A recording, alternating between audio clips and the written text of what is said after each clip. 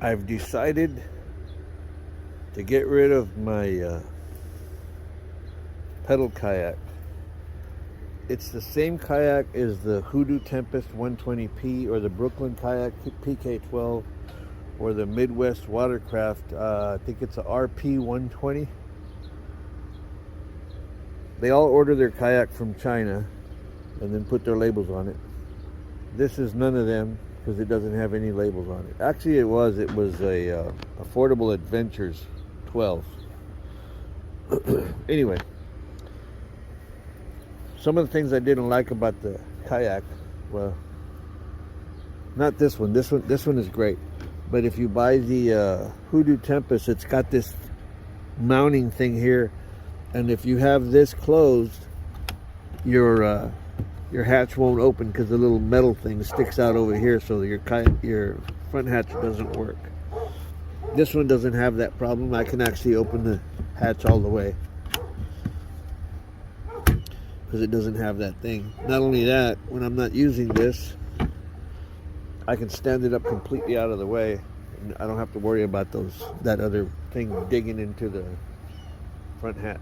So if you order one of these from Alibaba, make sure it's the one that doesn't have all the mounts on it. These things are very flimsy. It has these buttons like this. The buttons don't hold very well, so I took them off and I put hooks. These front tracks, they're great, but when you have this thing down, they're useless. You can't really put anything. You can't really put anything on the tracks. I have a rod holder that goes here, and I can only leave it pointing forward. If I want to do trolling, I can't turn it sideways because it hits the pedal. The seat, it's comfortable, but for long trips, you probably want to put a pad on it because I paddled on it for about 3 hours the other day, and nah, it just wasn't comfortable at all. Now the Scuppers, if you weigh more than 200 pounds, you're gonna have a problem with water coming up from the Scuppers.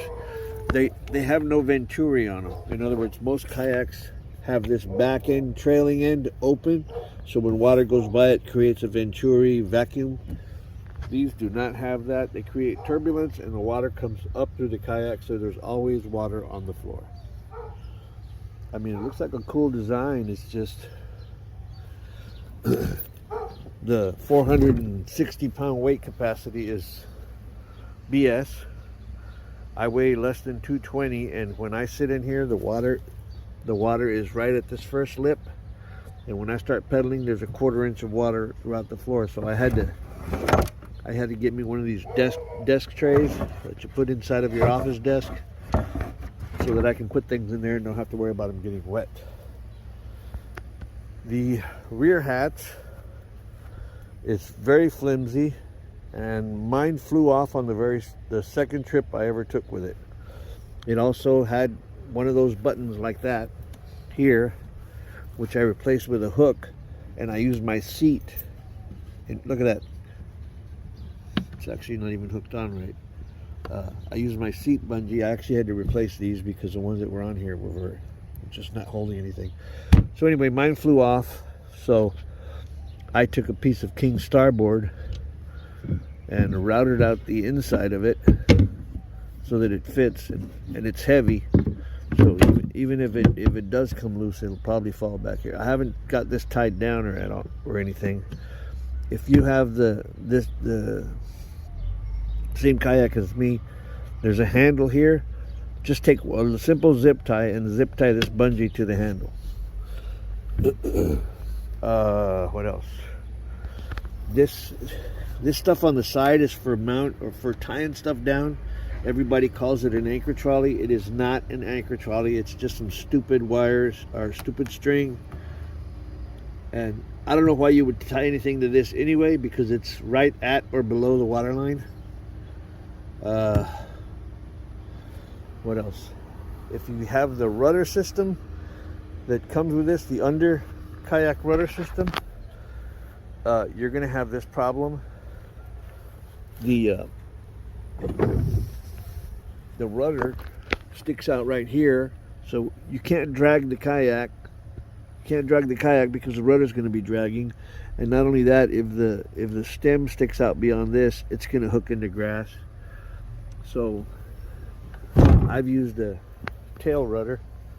Problem with the tail rudder on this kayak is if you mount the rudder here, you barely get any steering. So I took a piece of PVC pipe, I heated it up, flattened it out, and mounted it here to extend my rudder to the back a little further.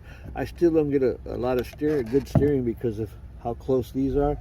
These should have been put like way over here to give you a little more movement in your steering. But the steering now is great. First thing you want to do when you get this kayak is get rid of these and get hooks throughout the kayak. Go over the entire kayak and tighten every screw, every nut, every bolt, anything you can, tighten on it. But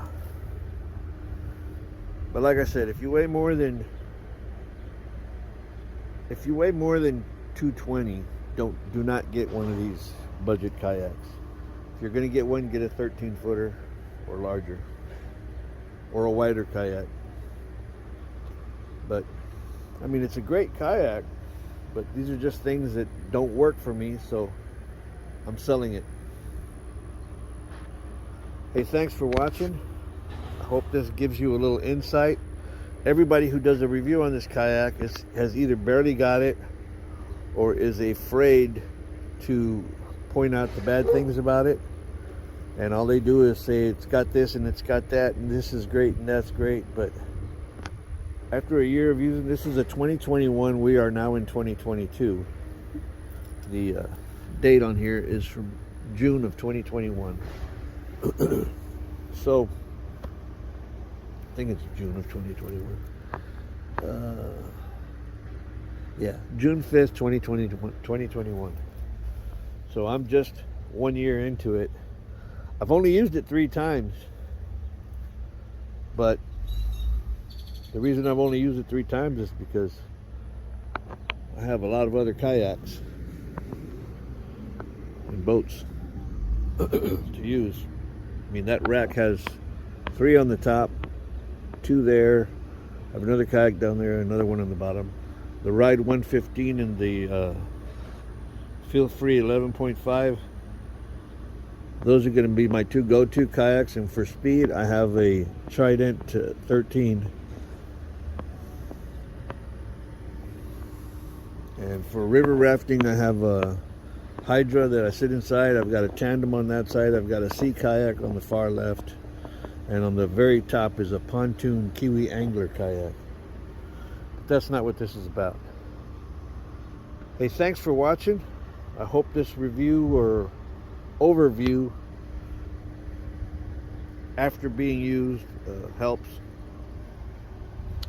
Like I said, it's a great kayak. If you're a smaller guy or a female, go for it. Thanks for watching. Like, subscribe, and